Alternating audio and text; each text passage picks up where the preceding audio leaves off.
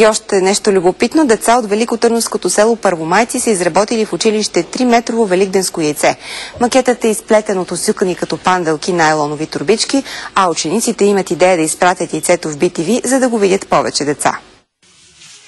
Високото близо 3 метра великденско яйце е плод на детската фантазия. Учениците изработват макета, като вплитат в метална конструкция стотици разноцветни нейлонови турбички. Те се връзват под формата на панделка. След това дръжките минават през едната страна на телта, излизат през другата, връзваме и после ги пъхаме вътре.